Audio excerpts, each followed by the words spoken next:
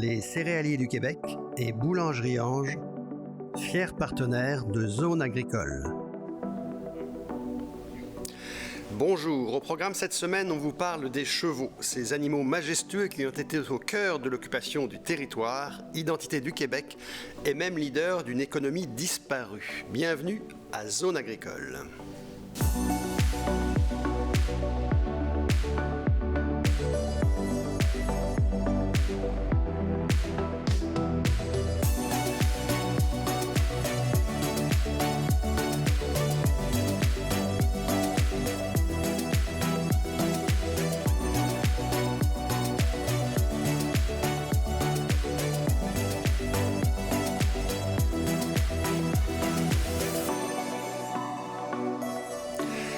Les chevaux font partie de l'histoire du Québec, que ce soit sur le plan agricole ou sur le plan urbain. Si l'animal a été remplacé par les tracteurs et les autos, il n'en reste pas moins un fidèle compagnon de l'homme. Le cheval, dans toutes les sociétés, a su garder une place centrale, que ce soit par le western aux États-Unis ou par les courses hippiques en France. Qu'est devenu le cheval au Québec? Les éleveurs de chevaux du Québec, reconnus à travers le monde comme étant au sein de la Mecque du cheval pendant des années, se désespèrent de voir l'affaiblissement du secteur subi depuis les 20 dernières années. Mais les passionnés restent fidèles à leurs convictions. Et pour en parler, nous recevons tout à l'heure Michel Saint-Pierre et Marcel Lacaille, un entrepreneur qui fut l'un des plus grands propriétaires de juments au Québec. Dans cette émission, vous le savez, on retrouve toujours Guy Duval pour la revue de presse, on retrouve Yann Turmine pour la chronique Coup de gueule. Et on va recevoir dans le Zoom économique encore sur le thème du cheval, l'ATAQ, le président de l'ATAQ, l'association de trot et amble du Québec. Mais auparavant, on retrouve Simon. C'est une habitude de retrouver Simon qui nous parle, cette fois-ci évidemment, du survol du monde du cheval au Québec au fil des dernières décennies. Dis-moi Simon, les chevaux, c'est l'image, on voit ça comme l'image des régions à l'origine du Québec. Mais qu'en est-il aujourd'hui du cheval dans les régions? Tu as raison, sans cheval, il n'y aurait pas eu le Québec rural. Il n'y aurait pas eu le Québec tout court, comme tu l'as mentionné. Le développement de l'Amérique du Nord, un peu partout, c'est fait grâce au cheval. Alors, écoute, il y a quelques chiffres qu'on pourrait retenir. Sous le régime français, le roi Louis XIV, entre 1665 et 1680, il a envoyé au Québec 80 têtes, des étalons des juments de ses écuries. Et de ces 80 têtes chevaux originaux, à la conquête anglaise en 1760, on était rendu à 10 000 têtes issues de ces 80 bêtes originales. Mais ça, il n'y avait aucun apport d'autres chevaux. Donc, ça a vraiment donné ce qu'on a appelé la race des chevaux canadiens. Donc, on a 10 000 têtes de chevaux canadiens. 10 000 têtes de chevaux lors de la conquête. Si on se rapporte 150 ans plus tard, au régime anglais, on est rendu à quelque chose comme 250 000 têtes. Alors, ça a explosé vraiment. Pourquoi? Parce que avec les Anglais, bon, il n'y avait plus de frontières avec les États des États-Unis. Donc, il y avait des échanges, un commerce de chevaux important. Ça a eu comme conséquence de diluer la race du cheval canadien. Maintenant, écoute... Est-ce que c'est là que les courses ont commencé? Oui, c'est les Anglais qui ont introduit les courses. Il y avait aussi... on pourrait faire une sociologie du cheval parce qu'il y avait une discrimination. Les courses étaient réservées aux anglophones. La religion, l'Église bannissait un peu les courses pour les Canadiens français.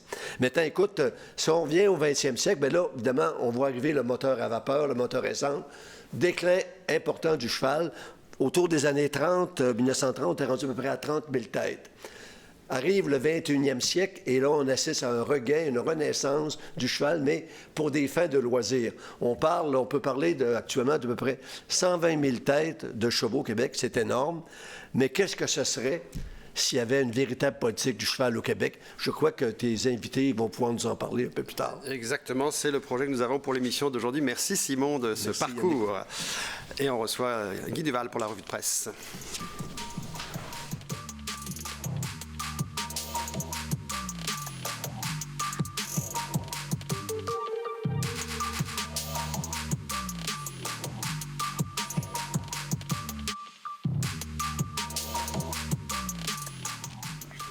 Alors Guy, bonjour, te voici bien en selle, c'est le cas de le dire, puisque nous parlons du cheval aujourd'hui. Mais oui, mais moi je ne parle pas de cheval. Je sais, dans la revue de presse aujourd'hui on ne parle pas de cheval, tu vas nous parler des vaches, qui font partie aussi du monde agricole. Après l'anxiété des ados dont la presse nous parle souvent, toi tu vas nous parler de la timidité des vaches. De la timidité, de l'audace des vaches, les vaches exploratrices. En fait, qu'est-ce que je veux parler, c'est qu'il y a eu des études faites à l'Université de Guelph par rapport à la personnalité des vaches et la performance par rapport aux vaches qui vont se faire traire par les robots de traite. Alors, on a analysé leur comportement face aux robots. Oui, il fallait qu'ils analysent leur comportement. Qu'est-ce qu'ils ont fait pour commencer, tout simplement? C'est qu'ils ont mis dans un enclos vache par vache, isolé, pour les observer pendant 10 minutes. Ensuite de ça, ils ont mis comme un ballon de yoga, de plage, puis ils ont regardé qu'est-ce qu'elles faisaient. Tu sais. Ils ont pris des notes, puis ils ont filmé. Et par après, ils ont rentré un humain que la vache ne connaissait pas. Alors, ils ont toutes observé ces vaches, puis ensuite de ça, ils ont regroupé leur personnalité. OK? Fait que ça a permis de savoir quelles sortes de vaches, les audacieuses, les exploratrices, les agressives, les dominantes aussi, parce qu'il y a des vaches dominantes aussi. Comme chez les humains, en fait. C'est pareil comme chez les humains. Mais ça, c'était dans le but de regarder leur capacité de performance. Alors, ils ont fait des tests par après avec ces vaches. Bon, là, ils ont mis... on sait qu'un robot de traite, les vaches vont tout simplement au robot pour aller manger... Ça les attire. C'est pour ça qu'ils vont vers le robot. Un, parce qu'ils en ont besoin, parce qu'il faut qu'ils se fassent tirer. Puis deuxièmement, parce qu'ils ont un petit bonbon, OK, pour manger. Alors, ceux qui mangeaient le plus de grains, tout ça, c'était ceux qui étaient audacieuses. Tandis que ceux qui étaient plus craintifs, ils laissaient de la nourriture parce qu'ils en avaient mis beaucoup dans leur allocation alimentaire. Mais l'objectif de cette étude-là, de ces études-là, en fait, c'est de savoir quelles sont les vaches les plus productives, j'imagine? Oui, c'est ceux qui vont être les plus performantes. C'est pour ça qu'ils les regroupent, qu'ils les analysent. Parce que quand même, ça a un rapport important entre la vache.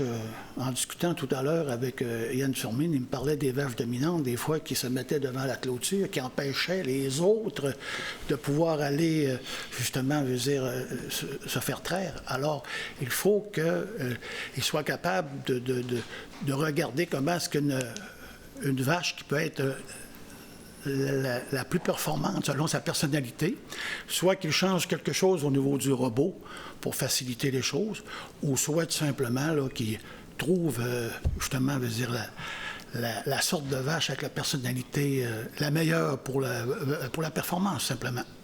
Et puis, ils ont fait aussi des études entre mère et fille pour regarder est-ce que ça peut aider entre des mères qui sont audacieuses avec des filles qui sont exploratrices, etc.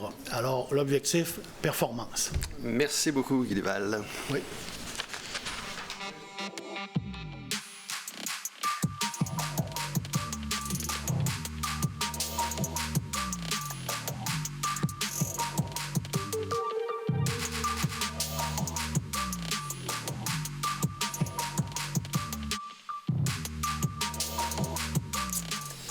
Alors, bonjour messieurs, bonjour Michel, que l'on retrouve presque chaque semaine. Bonjour Yannick, Marcel bonjour, Lacaille, bonjour. Une première monsieur. fois dans notre émission Zone Agricole. On est content de vous avoir tous deux avec nous. D'abord, dans un premier temps, on va parler évidemment du cheval et de l'économie du cheval au Québec. Et c'est pour ça qu'on a Marcel Lacaille avec nous. Dans un premier temps, Michel, juste pour nous situer un peu.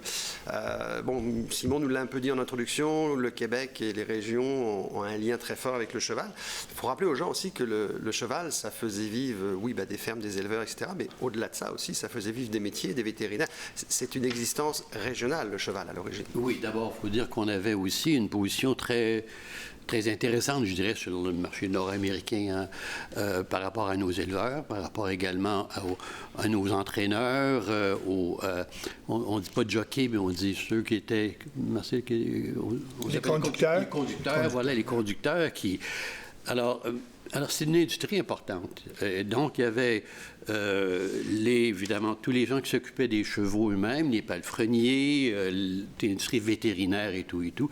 Ça a été une industrie importante jusqu'à fin des années 80, début 80. Oui, moi, j'ai des chiffres tout à l'heure qu'on m'a donné. 1,8 milliard de dollars en taxes au trésor de 1956 à 1995. Effectivement, c'est quelque chose d'assez important sur le plan économique. On y reviendra d'ailleurs dans l'entrevue. Marcel Lacaille, on est content de vous avoir parce que d'abord, vous venez de nous dire qui vous êtes, parce qu'on sait que vous êtes un entrepreneur, entre autres dans le transport, mais vous avez été connu dans le monde du cheval parce que vous êtes, à ma connaissance, le plus grand propriétaire de juments au Québec, voire même au Canada, avec 125 juments. Oui, effectivement, avec beaucoup d'humilité, j'ai augmenté mon nombre dans le cheptel jusqu'au nombre de 125, 128 juments, avec 5 ou 6 reproducteurs. À une époque où on exportait la semence dans les maritimes, en Ontario, aux États-Unis et naturellement chez nous au Québec. Ouais, puis vous êtes basé à Saint-Bernard-de-la-Côte. Saint-Bernard-de-la-Côte, pas très loin des frontières. Alors, vous avez été, donc, comme je dis, un propriétaire important dans le monde du cheval, mais vous étiez aussi dans l'organisation, parce qu'en fait, dès 1984, il y a la SODIC, une société de développement. Par la suite, il y aura la SONAC.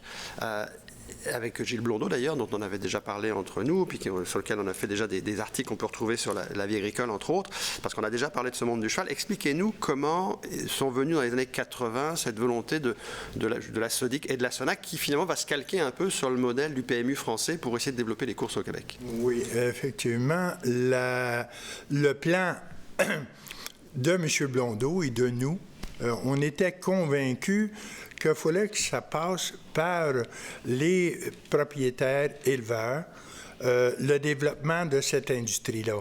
Parce que seulement que le privé, à un moment donné, c'est beau l'appât du gain, mais c'était une chose que, pour l'ensemble du territoire québécois, l'élevage était un des moteurs économiques les plus, peut-être les moins chers à développer et les plus efficaces au niveau d'élever l'économie agricole aux 4 coins du Québec en même temps. Garder, si vous voulez, l'esprit d'appartenance à nos régions et aussi la fierté de chacun de ces éleveurs-là de représenter son coin de terre. Ça mènera jusqu'en 99 avec le Trot mondial, en fait, qui a été un événement culminant, on va dire, dans les courses du Québec. Le conseil de la SONAC, à l'époque, m'avait choisi comme le président du comité des affaires internationales et avec l'aide de plusieurs pays, dont la France, l'Italie, la Suède et les États-Unis, naturellement, on a créé le Trot mondial, que M. Blondeau avait dépensé beaucoup d'efforts, et l'ensemble du conseil de la SONAC, pour avoir une je dirais, représentativité mondiale, à la grandeur soit du prix. Mais tout ça part aussi du fait que, quand on disait tout à l'heure, je disais la Mecque du Québec dans l'élevage, on dit que la génétique du Québec était particulière. C'est lié à certains chevaux, à Mourangus, je pense, entre autres, qui a eu des descendants. Oui. Alors, je dirais que dans le trot, la grosse explosion du génétique s'est fait avec un cheval qui s'appelait Garland Nobel et une jument qui s'appelait Amour Angus. Alors, la famille Lévesque, comme la famille Sacomani, par le biais de leur propriété, jument et du cheval, ont fait exploser la qualité qui est devenue, si vous voulez, le point de référence dans le monde actuellement. Point de référence également, c'est l'hippodrome de Blue Bonnet, Michel, en fait, qui a été aussi culminant dans le domaine des courses. Puis en fait, il est arrivé un moment donné, en fait, où tout ça a un peu disparu parce que Blue Bonnet a été vendu pour possiblement faire de l'immobilier. Est-ce qu'on est entré là dans un choix de société ou dans un choix politique? Il y a toujours un choix politique derrière ça, parce qu'évidemment, c'est arrivé au moment où on développait les industries autres, les paris autres, casinos d'une part, mais aussi les appareils de loterie vidéo. Alors, et il y a eu un choix politique qui s'est fait, c'est clairement le cas, on ne peut pas nier cette chose-là, qui était celle de donner priorité aux autres modes de paris. Et dans ce cas-là, peut-être faute de connaissances et faute de reconnaissance, à mon avis, des impacts que ça pouvait avoir au niveau régional, parce que c'est extrêmement important, Marcel l'a mentionné, il y en avait partout au Québec. Bien, on n'a pas vu qu'est-ce que ça pourrait donner et Mais développer les appareils à loterie vidéo, c'est une chose, mais quand on regarde les notes sur lesquelles on a travaillé l'émission, on dit qu'au Québec, il y avait 430 appareils dans les hippodromes, pendant qu'en Ontario, on avait 8672.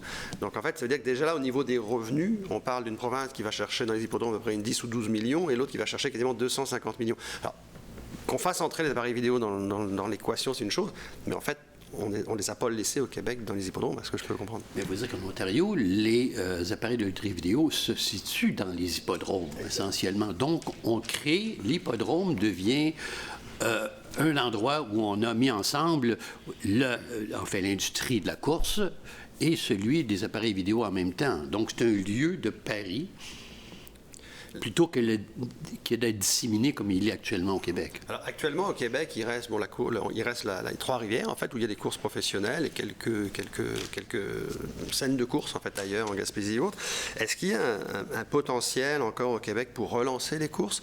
Est-ce que... Je voyais Yvon Picotte qui a écrit dans notre journal, au mois de décembre dernier, une chronique dans laquelle il disait que l'Auto-Québec avait un rôle à jouer, en fait, pour relancer les courses. Est-ce que l'Auto-Québec a un rôle à jouer, selon vous? Quel rôle peut-il jouer? Lorsqu'on regarde, et je suis actuellement très occupé par cette question de revitaliser des régions, je dirais que c'est certainement, si on le regarde avec un recul, c'est une occasion manquée qui a été faite là, à ce moment-là. Et il y a encore possibilité de relancer. Évidemment, il va falloir là aussi avoir une volonté gouvernementale pour le faire. Là, ça ne se fera pas par la simple volonté des gens qui sont prêts à s'impliquer et à y mettre des sous, mais quand même pas assez. Le Blue Bonnet, c'était une véritable référence à Montréal, mais même au Québec et même à travers l'Amérique du Nord, et même à travers le monde, parce qu'en fait, vous m'avez mis en contact il y a quelque temps avec Jean-Pierre Dubois, qui est un entraîneur français, qui est très connu sur les hippodromes français. Là, j'ai compris, finalement, je ne savais pas qu'il était aussi très connu aux États-Unis, puis très connu ici, en fait. Et Blue Bonnet, moi, dans l'entrevue que j'ai fait avec lui, il me disait que c'est son départ du Québec, parce qu'il était aussi impliqué au Québec comme propriétaire de cheval, son départ du Québec, c'est simplement la fermeture de Blue Bonnet. Exactement. Et un petit peu pour faire une précision, c'est que où on a... je me suis dévoué beaucoup, comme d'autres, M. Blondeau et d'autres collègues alentour du Conseil, c'est qu'on n'a pas compris le message. Le Québec voulait se développer économiquement. Cette activité-là est tout à fait taillée pour créer ce développement-là. Et à la fois, on regarde aller la façon de l'Auto-Québec de travailler avec nous, c'est comme si on était... Ils nous voyaient comme de la compétition. Alors, un gouvernement doit s'occuper de son peuple, à mon idée. Et puis, cette activité agricole-là était tout à fait celle dont nous avions besoin. Et en même temps, par le biais de l'hippodrome, qui était un hippodrome, je dirais, de réputation internationale, on pouvait montrer le produit qu'on faisait en commençant par les petits hippodromes et en allant vers l'hippodrome majeur. Et ce qui est un peu triste pour le Québec, c'est que la force économique que représentaient ces courses a disparu du Québec, mais elle n'a pas complètement disparu, parce que la force économique, elle s'est juste déplacée en Ontario. Elle s'est déplacée, effectivement, en partie à l'est de l'Ontario, mais beaucoup à Toronto, dans la région de Toronto. Oui. Woodbine en particulier, je pense. Et vous avez des champions comme Gingras qui sont au New Jersey et aux États-Unis. Puis c'est pas un des champions, ils font le grand circuit américain et c'est des conducteurs de première catégorie. On a Richard Moreau en Ontario qui a gagné un O'Brien Award puis qui est l'entraîneur par excellence au Canada. Alors ça vient tout, puis on a d'autres. Là, je pourrais vous nommer 20 familles là, qui sont impliquées et on a tout ce qu'il faut. On a besoin d'une chose, la complicité de notre État à développer les régions et l'élevage. Merci beaucoup, messieurs. C'est un sujet essentiellement intéressant sur lequel on va revenir et on passe tout de suite au Zoom économique.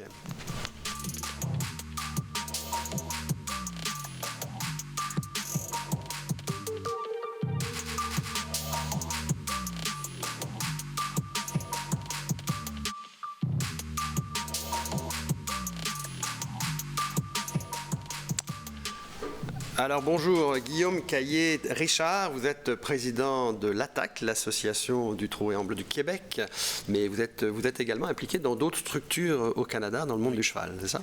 Oui, c'est bien ça. Je suis président de l'ATAC, comme vous dites, et je suis aussi vice-président à Standardbred Canada et président du comité des éleveurs à Standardbred Canada aussi.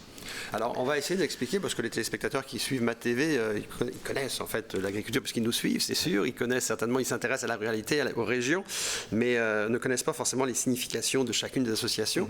L'ATAC en soi, qu'est-ce que c'est et c'est quoi votre mission? L'ATAC, dans le fond, c'est l'Association du trot et amble du Québec. Et puis, c'est une organisation qui est dédiée aux courses de chevaux Standardbred, qui regroupe les hommes et les femmes qui en forment une industrie depuis plusieurs décennies. On parle d'éleveurs, propriétaires, entraîneurs, palefreniers, qui se sont unis au sein d'une association pour s'assurer d'un développement favorable au cours des années. Donc, ça, c'est vraiment ce qui est l'ATAC.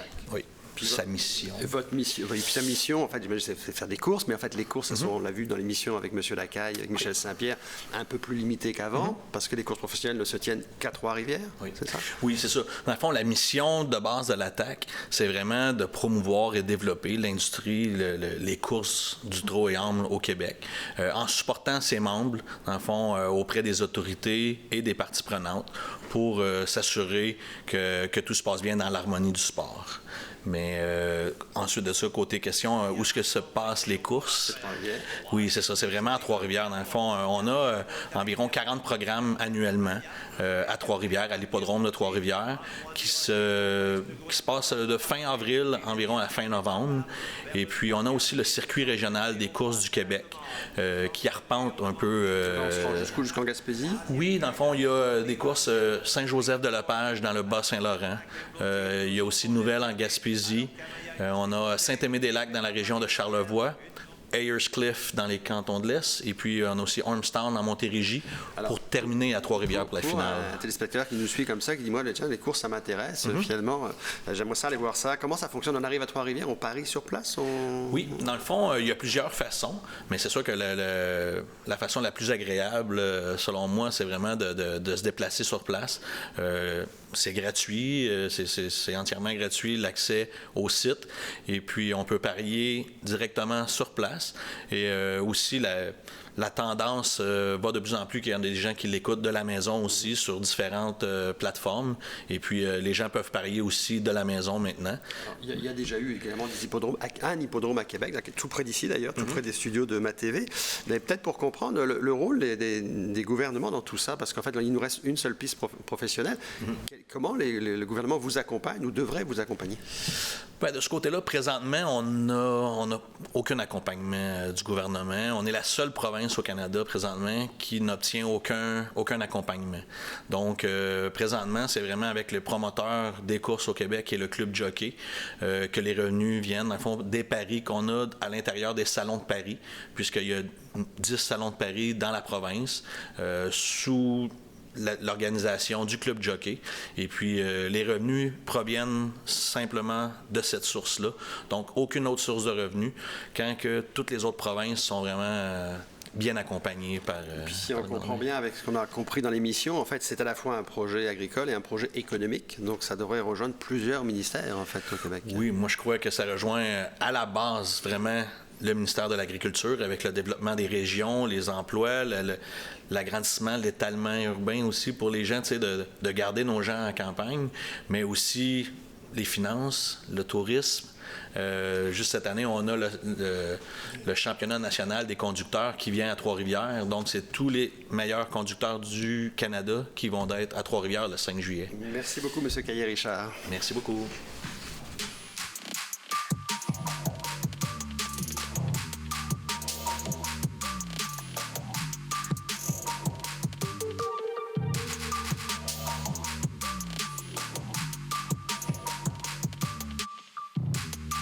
Alors Yann, tu as entendu comme nous ce qui s'est dit autour de la table sur ce plateau aujourd'hui. C'est un peu surprenant de voir qu'on a laissé aller une économie comme celle-là.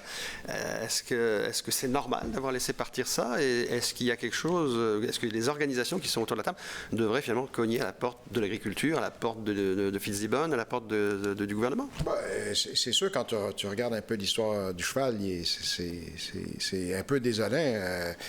Si on se reprend dans un contexte nord-américain, puis même dans un contexte dans les pays développés, là, que ce soit en Europe, même en Asie, l'industrie du cheval dans les 40, 50 dernières années, ça a été une industrie en expansion parce que c'est devenu un loisir. On est passé là, d'une nécessité. On n'avait pas de tracteur, tout le monde avait besoin d'un cheval, on n'avait pas d'auto. On est tombé dans une industrie de loisirs qui actuellement a des croissances incroyables en Amérique du Nord, au Canada. Au Québec, c'est l'inverse. On a vu il y a une certaine croissance, mais jamais ce qu'il y a ailleurs. Et on a perdu beaucoup de choses. On n'a rien qu'à penser à l'industrie là, de l'urine de jument gravide là, pour faire de l'insuline, là, qui a complètement disparu du Québec, qui existe encore ailleurs au Canada, qui était une grosse industrie, l'industrie du trou et arme, ce que les gens nous ont parlé. Qui aussi pratiquement, qui existe encore, mais qui n'a rien à voir avec ce qu'on voit en Ontario, ce qu'on voit aux États-Unis. Alors, on a laissé mourir cette économie, on a laissé partir cette économie en fait en Ontario, ce qu'on pense. Est-ce que il y a le gouvernement qui peut jouer un rôle, mais au-delà du gouvernement, il y a aussi la régie des jeux. L'Auto-Québec, en fait, Yvon Picotte le dit dans une chronique en fait au mois de décembre dernier. Est-ce que l'Auto-Québec a un peu raté le coche et est-ce qu'il peut se rattraper? Bon, je pense qu'il y a un peu de paresse, un peu. C'est sûr, quand tu regardes, là, on a tous des chiens puis des chats, comment c'est compliqué à gérer et tout ça. Alors, c'est sûr qu'un gestionnaire qui ne veut pas trop avoir de problèmes, comme l'Auto-Québec, il a le choix. Soit qu'il s'occupe il associe les paris à des chevaux. C'est compliqué à gérer, c'est du vivant, c'est des animaux, il y a un paquet de monde qui gravite autour de ça. C'est compliqué à gérer. C'est bien plus facile. Tu bâtis un gros casino, c'est de la brique, tu gères de la brique. Je ne vous dis pas que c'est facile à gérer, c'est peut-être pas nécessairement facile à gérer, mais c'est pas mal plus facile à gérer que du vivant et des chevaux. Alors, il y a eu un peu de paresse, puis aujourd'hui, au bout de la ligne, on a les mêmes paris, sauf que une bâtisse, ça génère pas mal moins d'activité économique. Un casino, ça génère beaucoup moins. Ça n'a pas d'impact territorial, d'impact régional à travers le Québec. Ça a de l'impact aussi que vous bâtissez votre casino. Ça a de l'impact sur l'île Notre-Dame à Montréal, ça a de l'impact à Hull, ça a de l'impact sur les réserves indiennes, là, on va dire. Là. Mais tandis que les chevaux, c'est sûr que ça a beaucoup plus d'impact parce que si vous avez un hippodrome, ça arrive sud, un hippodrome, ça arrive nord, vous avez un circuit de course, ça fait travailler un paquet de monde et tout ça pour le même pari, le même dollar qui a été parié. Or, je pense qu'il y a eu un manque flagrant, un manque de vision. On va dire de la paresse. Là, je pense que ça a été carrément de la paresse. Là. Ça a été beaucoup plus facile à gérer. On a tassé du revers de la main là, carrément toute une économie. Merci beaucoup de nous avoir suivis encore aujourd'hui. Merci Yann de ta participation à nouveau. Merci de nous avoir suivi Zone Agricole. On espère que chaque semaine, vous en apprenez un petit peu plus sur l'agriculture, l'agroalimentaire, la ruralité. Merci et à la semaine prochaine.